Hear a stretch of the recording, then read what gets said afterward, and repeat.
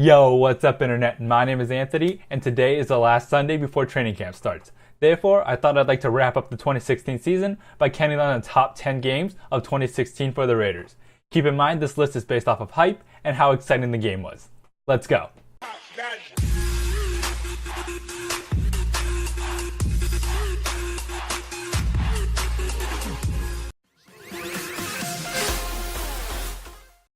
At number 10, we have the Colts at the Raiders. Raiders fans will remember this one as the game that ended our season. The Raiders had won the game, but lost MVP candidate Derek Carr, effectively ending any hopes the Raiders had of going far in the playoffs. What people have to remember is that Carr and the Raiders were blowing out the Colts. DeAndre Washington played the best game of his career, and the defense was actually playing well. It was a relatively close game, but the Raiders were leading comfortably, and the Raiders were able to pull out the win. At number 9, we have the Panthers at the Raiders. Another game where Carr got hurt, but this one he dislocated his pinky.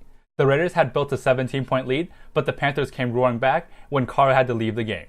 It was a great game full of comebacks, and Khalil Mack dominated the game the whole time.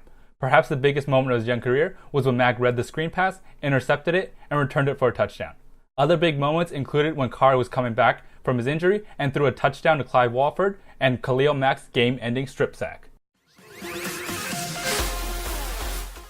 At number 8, we have the Falcons at the Raiders. If you're a fan of shootouts, this was the game to watch. After a pretty slow start, the Falcons and the Raiders lit up the scoreboard with big play after big play. The Raiders actually drove pretty close to tying the game late, but Amari Cooper accidentally stepped out of bounds. The result wasn't what we wanted, but the game itself was exciting to watch. In the end, we learned what the Raiders in 2016 were going to be about. The offense was going to have to outscore opponents and hope the defense makes enough plays in order to win. At number 7, we have the Raiders at the Chiefs on Thursday Night Football. This game was more hype than an exciting game. Both teams came into this game looking to take control of the division late in the season. The problem was, the weather was cold and it really slowed down the Raiders' offense. If there's a such thing as a problem for Derek Carr, it would be the Chiefs. In fairness to Carr, both times he faced them last year, there was horrible weather. It was pouring in Oakland and freezing cold on Thursday night. The game itself was pretty close, but really low scoring. Luckily for the Raiders, the Chiefs have to travel to Oakland on Thursday night this time around, and that was the same scenario in which Carr got his first win as a rookie. At number 6, we had the Raiders at Ravens. This was the game where the Raiders announced that they were a team to watch out for. The Ravens aren't spectacular, but they're certainly a playoff contender, and these were the games that the old Raiders would typically lose. Then, Derek Carr really broke out and threw for 4 touchdowns against a pretty tough Ravens defense that had come in undefeated. The Raiders played one of their best games and pulled out a close one. Despite only needing to get into field goal range and having the best kicker in football, the Raiders defense held on. This was one of the many occasions that the defense would step up big when the game was on the line. At number 5, we have the Raiders at the Bucks. Simply put, the Raiders should have lost this one, but Derek Carr wouldn't let it happen. The Raiders broke the record for penalties in a game and kept giving the Bucks chances to win. There were big stops only to be negated by the fact that a penalty would allow the Bucks a new set of downs. On top of all that, Sebastian Janikowski missed big field goals. Still, Derek Carr and the offense pulled this one out of the hat and created one of the signature moments of the season. Seth Roberts caught the ball, broke a few tackles, and got a walk-off touchdown, ending the game. At number 4, we had the Raiders at the Saints in Week 1.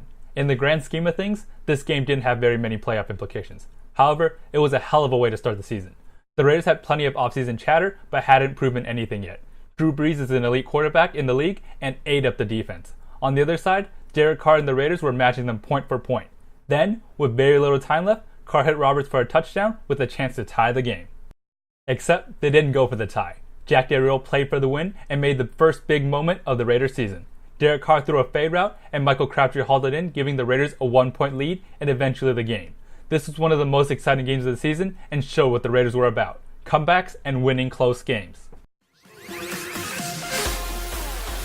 At number 3, we have the Texans at the Raiders on Monday Night Football.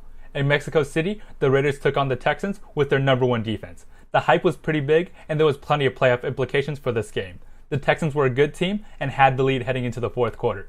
Then, Derek Carr delivered on 2 big touchdown plays to take the lead. He hit a bomb to Jameis Olawale, followed by another quick screen that Amari Cooper took to the house. The plays ultimately won the game, but don't forget Jack Del Rio gambling and running for the first down at the end of the game. Again, a gutsy call that sealed the victory. At number 2, we have the Raiders at the Chargers. There wasn't so much hype to this game as what this game would mean for the Raiders. Year after year of losing and just playing bad football could end with a victory. Simply put, the scenario was win and the Raiders would make the playoffs.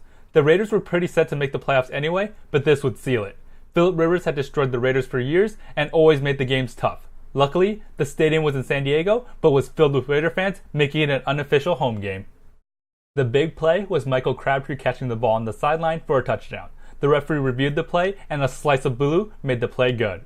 On the final play of the game, Bruce Irvin provided pressure and Reggie Nelson sealed the game with a pick. With that final sequence, the Raiders had finally returned to the playoffs for the first time since 2002. At number 1, we have Denver at Oakland in Sunday Night Football.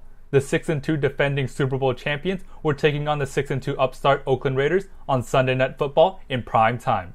I was so nervous the whole day just thinking about this game. The Raiders had won plenty of games, but could they win against an elite team with the best defense in the league? The answer was a resounding yes. The defense played off the energy in the stadium that night, and the offensive line dominated the Broncos. They ran the same play over and over again, and the Broncos could do nothing to stop it.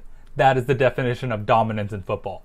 There wasn't any big moment or play in this game, but it certainly met my personal hype. The Raiders were for real and just physically mauled the defending Super Bowl champion Broncos on the way to a victory and first place in the AFC West. And there you guys have it, the top 10 games of 2016, and now we move on to 2017 with the start of training camp.